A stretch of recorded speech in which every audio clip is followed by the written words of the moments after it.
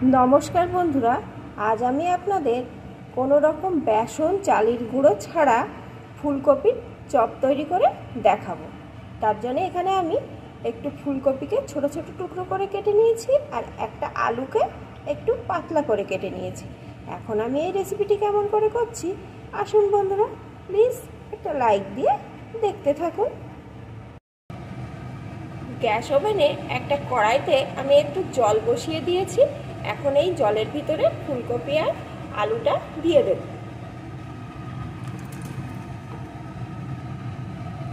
এখন ভালো করে একটু সিদ্ধ করে নেব। ভালো করে ফুলকপি আলুগুলো আমি সিদ্ধ করে নিয়েছি। এখানে আলু ফুলকপি সব সিদ্ধ হয়ে গেছে। এখন এই জল থেকে সেকে আমি একটা পাত্রে এই ফুলকপি আলুগুলোকে তুলে নেব। ফুলকপি আলুগুলোকে আমি একটা প্লেটে তুলে নিয়েছি। এখন এটা একটু ঠান্ডা করে নেব। এখানে আমি একটু আতপ চাল আর ছোলার ডাল 2 ঘন্টা আগে ভিজিয়ে রেখেছিলাম। এখন এই জল থেকে এগুলোকে তুলে মিক্সিং জারে দিয়ে একটা ব্যাটার তৈরি করে নেব। ভেজানো আতপ চাল আর ভেজানো ছোলার ডাল আমি জল থেকে সেকে মিক্সিং জারে তুলে নিয়েছি। এখন এর ভিতরে দিয়ে দেব সামান্য একটু জল। এখন এটা দিয়ে সুন্দর একটা পেস্ট তৈরি করে নেব। ডাল চালটা আমার পেস্ট করে নেওয়া হয়ে গেছে। এখন আমি একটা পাত্রে এটাকে ঢেলে নেব। মিক্সিং জার থেকে পেস্টটি আমি একটা পাত্রে ঢেলে নিয়েছি। আবারও আমি মিক্সিং জার নিয়ে নিয়েছি। এর ভিতরে আমি একটা মশলা তৈরি করে নেব।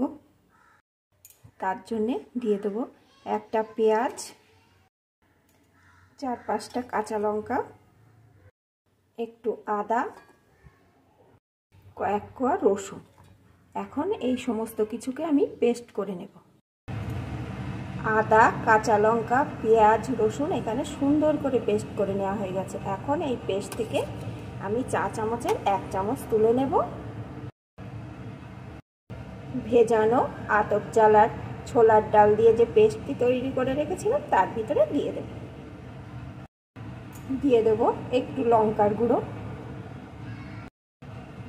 একটু হলুদ গুঁড়ো,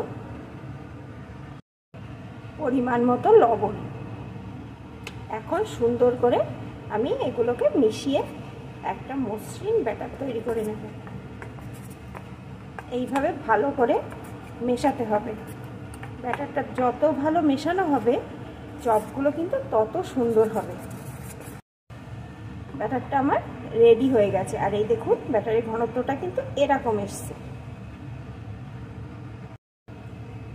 ব্যাটারটা তৈরি করতে করতে এদিকে ফুলকপি আলুটা কিন্তু ভালো রকম ঠান্ডা হয়ে গেছে। এখন একটা চামচের সাহায্যে এইভাবে চেপে চেপে মেখে নেব। এইভাবে চেপে চেপে আলু ফুলকপিটা আমি মেখে নিয়েছি। এমনভাবে মাখতে হবে যেন একদম আস্ত আস্ত না থাকে, আবার একদম মিহিভাবে মাখানো হয়ে যায়। একটু গোটা গোটা থাকলে খাওয়ার সময় মুখে পড়লে কিন্তু ভালোই লাগবে। এখন এটা আমার মাখা হয়ে গেছে। গ্যাস ওভেনে আমি একটা কড়া বসিয়ে দিয়েছি। এখন কড়ার ভিতরে দিয়ে দেবো 2টো শুকনো লঙ্কা। এই লঙ্কা দুটো একটু ভেজে নেব, শুকনো কড়াই ভেজে নেব। লঙ্কা দুটো কিন্তু একটু পোড়া পোড়া করে আমার ভাজা হয়ে গেছে। এখন এটাকে আমি তুলে নেব। তুলে নিয়ে হাতের সাহায্যে একটু গুঁড়ো করে রেখে দেব।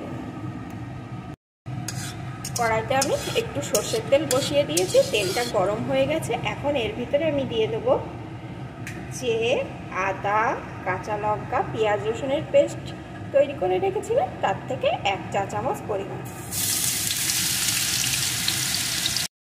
এটাকে একটু ভেজে নেব যতক্ষণ না এর কাঁচা গন্ধটা দূর হয়ে যায়। ভেজে নিয়ে এর ভিতরে দিয়ে দেবো 1 চা চামচ জিরে বাটা। এখন আবারও একটু ভেজে নেব।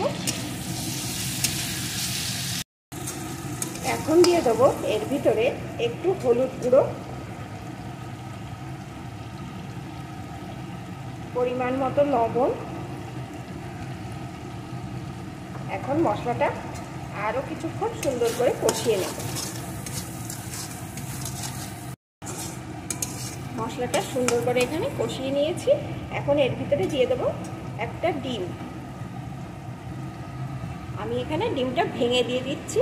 বন্ধুরা, আপনারা যদি চান ডিমটা সিদ্ধ করে ছোট ছোট টুকরো করেও দিয়ে দিতে পারেন।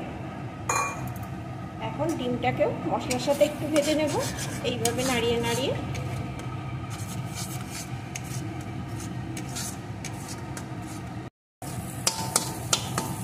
এখন মেখে রাখা আলু আর ফুলকপিটা এর ভিতরে দিয়ে দেব।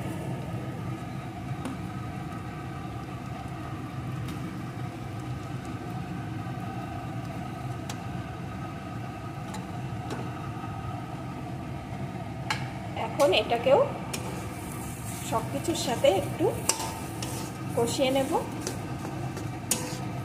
এটা কিন্তু মিডিয়াম টু লো আছে করতে হবে, তাহলে কিন্তু সুন্দর কষানো হবে। সুন্দর করে কষিয়ে নিয়েছি। এখন এর ভিতরে দিয়ে দেবো একটু গরম মশলার গুঁড়ো, আর দিয়ে দেবো যে শুকনো লঙ্কাটা শুকনো কড়াই ভেজে হাতের সাহায্যে গুঁড়ো করে রেখেছিলাম সেইটা।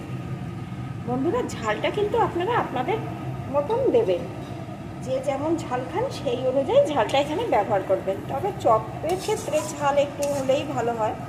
এখন আরেকটু নাড়িয়ে নেব। এখন এটা কিন্তু আমার রেডি হয়ে গেছে। এটাকে নামিয়ে একটু ঠান্ডা করে নেব। একটু ঠান্ডা করে নিয়ে হাতের সাহায্যে আমি এরকম করে করে গড়ে নিচ্ছি। সব কটা তৈরি করে আমি ফিরে আসছি। সব কটা এখানে আমার তৈরি করা হয়ে গেছে। এখন আমি চপগুলোকে ভেজে নেব। চপগুলো ভাজার জন্য এখানে আমি একটা কড়াই গরম করে তাতে পরিমাণ মতো সাদা তেল দিয়ে দিয়েছি। এখন তেলটা কিন্তু গরম হয়ে গেছে। যে ব্যাটারটি আমি রেডি করে রেখেছিলাম সেই ব্যাটারটিকে কিন্তু আমি আর একটু এইভাবে ভাজার আগে ঘুরিয়ে নেব। এখন আমি এর থেকে একটা একটা করে নেব আর এই ব্যাটারটার মধ্যে দিয়ে দেব। দিয়ে উপর দিয়ে একটু ব্যাটারটা ভালো করে মাখিয়ে নেব। এখন আর একটা চামচ দিয়ে এইভাবে তুলে কড়ার মধ্যে দিয়ে দেব।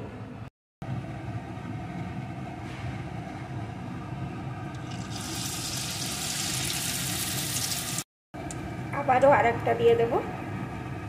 যতগুলো দেওয়া যায় ততগুলোই দিয়ে দেব। আর এই সময় কিন্তু গ্যাসের জোরটা আমি একদম লোতে করে রেখে দেব।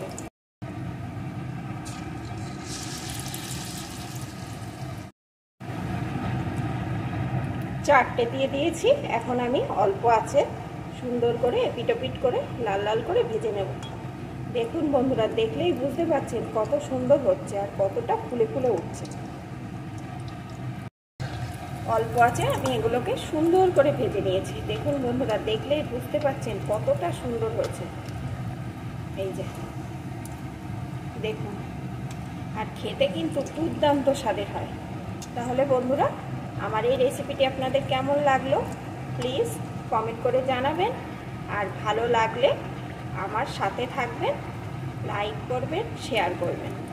এখন এগুলোকে আমি তুলে নেব। তুলে নিয়ে বাকিগুলোকেও একইভাবে ভেজে নেব।